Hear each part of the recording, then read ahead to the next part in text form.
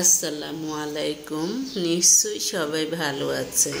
আলহামদুলিল্লাহ আমিও ভালো আছি। আজকে আপনাদের সাথে একটি গুরুত্বপূর্ণ বিষয় শেয়ার করব। গুরুত্বপূর্ণ বিষয় হলো গৃহকর্মী বা অধীনস্থদের সাথে আপনি যা যা করবেন। গৃহকর্মী বলতে আপনার অধীনে কাজ করে, আপনার বাসার কাজের লোক, আপনার ড্রাইভার, আপনার দেখা যায় যে আপনার দেখাশোনা করে, এরকম লোককে বোঝানো হয়েছে। হ্যাঁ, এইসব লোক দেখা যায় যে কখনো কখনো আপনার অনেক ক্ষতি করতে পারে।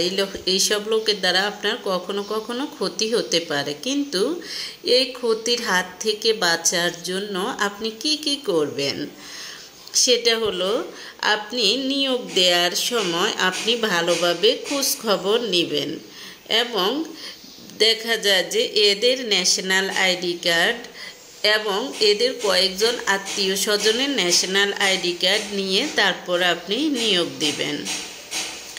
এরপর হলো আপনি এদেরকে যখন নিয়োগ দেয়া হয়ে যাবে তখন আপনি এদের উপর অতিরিক্ত কাজের বোঝা চাপাবেন না।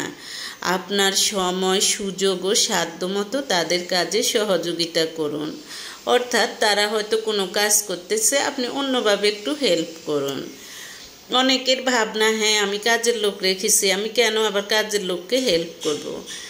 আপনি অন্তত পক্ষে তার কাজে দেখা যায় যে যাতে তার কাজটা সহজ হয়, আপনি সেই ব্যবস্থা করবেন। এরপর হলো তার কাজের তালিকায় দেখা যায় যে আপনি কাজের তালিকা এমনভাবে করবেন যাতে তার উপর এটা বোঝা না হয় এবং আপনার সাধ্যমতো এদেরকে উত্তম পোশাক প্রদান করুন। তারপর কোথাও নিয়ে গেলে আপনি এদেরকে পরিচয় করাবেন না যে কাজের মেয়ে, কাজের ছেলে, কাজের বুয়া, বেটি এগুলো না বলে আপনি বলবেন যে গৃহকর্মী, গৃহ সহকারী।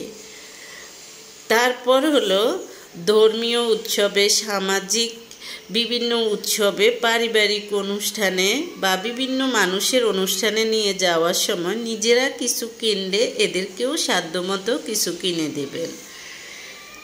এরপর হলো আপনি যা খাবেন তাদেরকেও তা খেতে দিন।